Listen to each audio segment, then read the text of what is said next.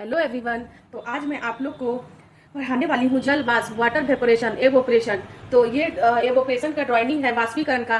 तो जैसे कि आपको बता रहे हैं कि नीचे का ये मतलब सपोज दैट ये चूल्हा है, गैस है, इस पे हम बर्तन चढ़ाते हैं तो 100 डिग्री पे तो ये भाप देने लगता है, वेपोरेशन। तो ये जब भाप देता है तो वही गैस के रूप में परिवर्तित होकर बादल बन जाते हैं, जो ओला ओला गिरते सब इसी कारण से बहुत ज्यादा भाप ऊपर चले जाते हैं, जिससे बादल फटने के कारण बारिश होती है। जितने आप ओला गिरते हैं ये सब उसी के कारण है। तो वायुमंडल में जलवाष्प सबसे अधिक परिवर्तन और असमान वितरण वाली गैस है। इसके संघनन होने के कारण बादल, वर्षा, कोहरा, ओस, तुषार, हिम आदि का निर्माण होता है। सब इसी के कारण ये जो भाप बनकर ऊपर बनते हैं और इस तरह का बादल बन जाते हैं, इस तरह का बादल बन जाते हैं, सब इसी के कारण जाते हैं ऊपर, गैस के रूप में परिवर्तित होकर ओस, तुषार, हिम आदि का निर्माण होता है। तथा वायुमंडल की स्थिरता की जलवाष्प से ही नियंत्रण होती है। विभिन्न प्रकार के तूफानों को जलवाष्प से ही ऊर्जा प्राप्त होती है। वायुमंडल के संपूर्ण जलवाष्प का लगभग 90% भाग 8 किलोमीटर की ऊंचाई तक सीमित है। ठीक है। जलवाष्प सूर्य के आने वाले सूर्याताप के कुछ भाग को अवशोषित कर लेती है। पृथ्वी द्वारा विकसित उष्मा को संजोए रखता है। इस प्रकार का एक कंबल का कार्य करता है, जिसमें पृथ्वी ना तो अधिक गर्म है और न ही अधिक ठंडी है। जैसे एक कंबल में ढककर आप किसी बर्तन के बॉयल को रख देते हैं, फिर भी उसमें क्वथनांक और वाष्पीकरण होगा और उसका पानी धीरे धीरे कम होगा और गैस के रूप में वो ऊपर जाते हैं। ठीक है। तो हर तरह से वाष्पीकरण होता है। जैसे क्वथनांक में पानी रख देते हैं गैस में, तो उबलना भी एक तरह का वाष्पीकरण है। रोड पे पानी गिरा हुआ है तो सूर्य का प्रकाश से एनर्जी, उसको ऊर्जा मिल रही है, उसके कारण से भी वाष्पीकरण होता है, भाप बनकर ऊपर जाते हैं। हर तरह से ऐसा नहीं है कि चूल्हे पे ही चढ़ाकर, प्रकृति द्वारा बहुत सारे वाष्पीकरण हो रहे हैं। जलवाष्प कार्बन डाइऑक्साइड CO2 पृथ्वी के ताप को बनाए रखने के लिए उत्तरदायी। जलवाष्प के अलावा सूर्य ताप तथा सौर विकिरण का अवशोषण ऑक्सीजन, ओजोन तथा कार्बन डाइऑक्साइड गैस करती है। कार्बन डाइऑक्साइड की तरह ही जलवाष्प भी ग्रीन हाउस प्रभाव उत्पन्न करता है। वह विकिरण उष्मा को सुरक्षित रखता है। यह ठोस, द्रव व गैस तीनों अवस्था में पाया जाता है। जैसे कि आपको मैंने बताया था कि ये ठोस है, द्रव है, गैस है। जैसे ये बर्फ का गोला है, ये ठोस है, इसको बाहर निकाल कर रख देते हैं तो ये पिघल कर ये द्रव अवस्था में बन जाती है। और यही द्रव को अगर आप बहुत टाइम तक पानी गर्म चला देते हैं चूल्हे पे, मतलब चूल्हे पे चढ़ा देते हैं, तो ये भाप बनकर गैस के रूप में परिवर्तित हो जाता है और यही गैस ऊपर चला जाता है वायुमंडल में, जिससे ये बादल आदल बनते हैं। ठीक है। तो आपको मैं ये समझा रही थी मेल्टिंग पॉइंट क्या होता है। जैसे बर्फ है वो उसका पिघलना, गलनांक मेल्टिंग पॉइंट होता है। और बॉइलिंग पॉइंट क्या है, पानी को बॉइल करना, चूल्हे पे चढ़ा देना पानी को और वो बॉइल जो भाप निकलता है उसको बॉइलिंग पॉइंट कहते हैं। तो यही कार्बन डाइऑक्साइड की तरह जलवाष्प ग्रीन हाउस प्रभाव उत्पन्न करता है, विकिरण उष्मा को सुरक्षित रखता है। यह ठोस, द्रव, गैस अवस्था में पाया जाता है। जलमंडल का कुल 0.35% वायुमंडल में है। जलवाष्प वायुमंडल को झीलों, नदियों, सागरों तथा वनस्पतियों से प्राप्त होती है। जलवाष्प मौसम तथा जलवायु की दृष्टि से अन्य घटकों की तुलना से अधिक महत्वपूर्ण है। विषुवतीय रेखा पर जलवाष्प की मात्रा सर्वाधिक पाई जाती है, मतलब विषुवत रेखा से ध्रुवों की और जलवाष्प की मात्रा में कमी आती है। ऊंचाई के साथ साथ जलवाष्प की मात्रा से कमी आती है। जलवाष्प की कुल मात्रा का आधा भाग 200 मीटर की ऊंचाई तक मिलती है। तो ठीक है गाइस, तो यही था कि जैसे कि जलवाष्प क्या है, गर्मी के दिनों में आप छत पे कपड़े सुखाने के लिए देते हैं। ठीक है। तो आप कपड़ा यहाँ पे दिए हैं सूखने के लिए, तो ये कपड़ा सूर्य के डायरेक्ट किरणों से ये कपड़ा जल्दी सूख जाता है। क्यों? क्योंकि उसका जो टेम्परेचर होता है वो टेम्परेचर बहुत हाई होने के कारण ये कपड़ा सूख जाता है। इसमें ऊर्जा लगती है। जितना ऊर्जा, हाई ऊर्जा देंगे कपड़ा जल्दी सूखेगा, यही कारण है। और देखते हैं कपड़े जल्दी सूख नहीं पाते हैं और वही नमी बने गर्मियों के दिन में कभी कभी बारिश हो जाती है। क्यों? बादल फट जाता है, उसके कारण से बारिश होती है। जितनी भी प्राकृतिक आपदाएं हैं सब यही कारण से होती है। वायुमंडल में हर तरह के गैस पाए जाते हैं और उसी के डिपेंड पे कब कैसा हो गया, तो बारिश हो गया, ओला गिर गया, सब यही सब बहुत सारे गैस एक इकट्ठा हो जाते हैं। मोलिक्यूल्स इकट्ठा होने के कारण गोला एकदम ठोस अवस्था में बन जाती है। इसी के कारण ये बादल फटने के कारण ओला गिरने लगते हैं, बारिश होने लगते हैं। तो सब यही कारण है। सूर्य के तापमान से ही वही पानी धीरे धीरे भाप में परिवर्तित होता है और गतिशील इसमें वाष्प बन जाता है।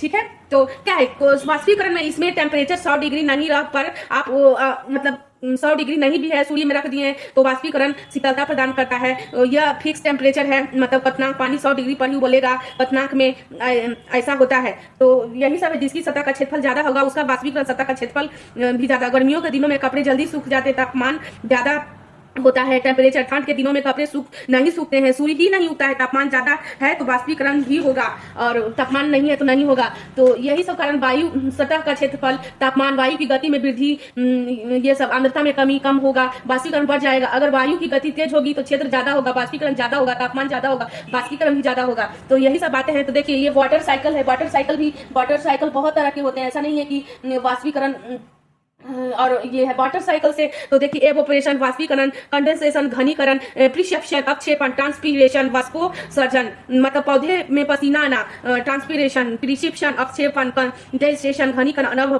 एवोपरेशन। तो देखिए एवोपरेशन तो मैंने आपको बता दिया, पहला आप पॉइंट नोट कर लीजिए कि गैस पे चढ़ाते हैं तो जो भाप निकलता है गैस के रूप में चला जाता है वायुमंडल में, तो उसको एवोपरेशन कहते हैं। जहाँ पेड़ पौधे हैं वहां ज्यादा बाष्पीकरण होता है। पहाड़ों में जंगल, सब सूरज, नदी, महासागर के पानी को गर्म कर देता है, तब भाप बनता है और वो हवा में ऊपर उड़ जाता है। इस प्रक्रिया को कहा जाता है बाष्पीकरण। ठीक है, हवा में उड़ जाता है, इसी प्रक्रिया को बाष्पीकरण कहते हैं। एवोपरेशन वाटर साइकिल का पहला चरण है। तो देखिए वाटर साइकिल का पहला चरण आप नोट कर सकते हैं। वाटर साइकिल का जो पहला चरण है, गाइस प्लीज नोट करिए, पानी गर्म करने को कहते हैं। पहले गर्म करिए पानी, वाटर साइकिल का पानी गर्म करिए। गर्म करने के बाद जैसे ही पानी गर्म होता है भाप ऊपर उठते हैं।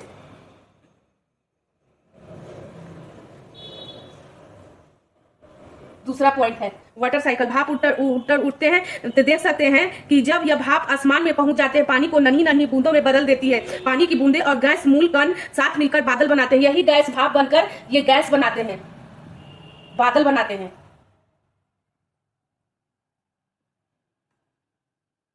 बादल बनते हैं, इसे कहते हैं घनीकरण। इसको घनीकरण कहते हैं। भाप से बादल बनते हैं ना, उसको घनीकरण कहते हैं। क्या कहते हैं? कंडेंसेशन, CONDEN ऐसे।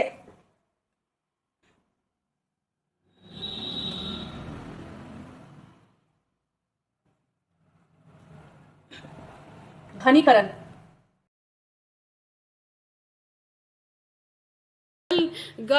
साइकिल का पहले गर्म पानी करते हैं, भाप उबलते हैं, फिर भाप ही ऊपर जाता है तो गैस बादल में बनते हैं।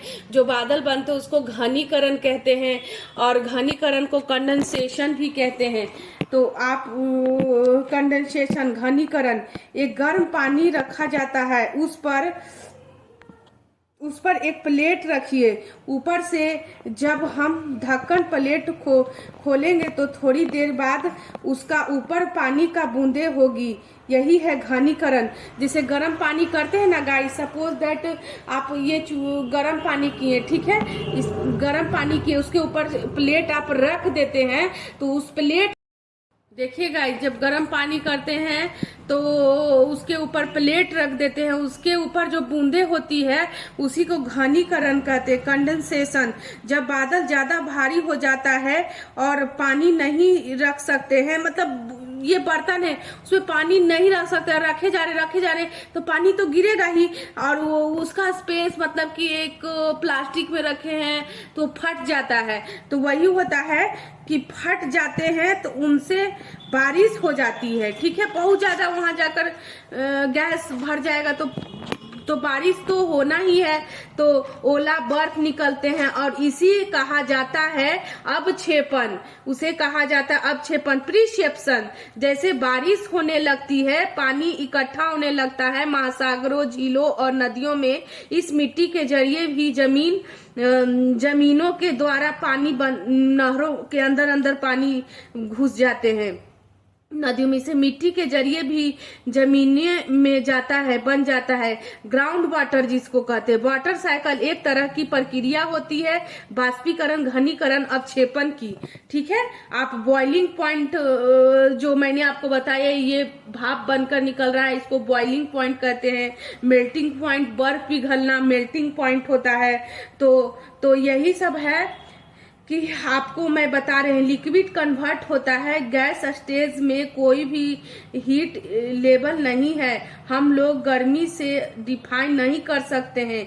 इतना गर्म होने के बाद भी कोई भी चीज बॉयल होगी, यह पूरी तरह से बेस्ड होता है उस प्रेशर पर, वातावरण पर एक प्रेशर, उस पर कितना प्रेशर बनाए हुए हैं। जितना कम प्रेशर होगा उतना कम बॉइलिंग पॉइंट, जितना ज्यादा प्रेशर होगा, हीट होगा, उतना ही बॉइलिंग होगा। उस चीज को बॉइलिंग पॉइंट कहते हैं। लिक्विड से गैस में होंगे, स्टेज चेंज होंगे, मतलब लिक्विड है, बर्फ पिघलेगा तो वो लिक्विड फॉर्म में आएगा, लिक्विड फॉर्म को गर्म करेंगे तो वो गैस फॉर्म में जाकर वेपर बनते हैं, और पानी वेपर बन के गैस में वायुमंडल में चले जाते हैं और पानी माप बनते हैं, वो पूरा लिक्विड वाटर गैसीय फॉर्म में कन्वर्ट हो जाएगा। उबलना मतलब लिक्विड स्टेज में गैसीय स्टेज में कन्वर्ट होता है। उबलते मॉलिक्यूल्स इतना फास्ट हो जाता है कि वो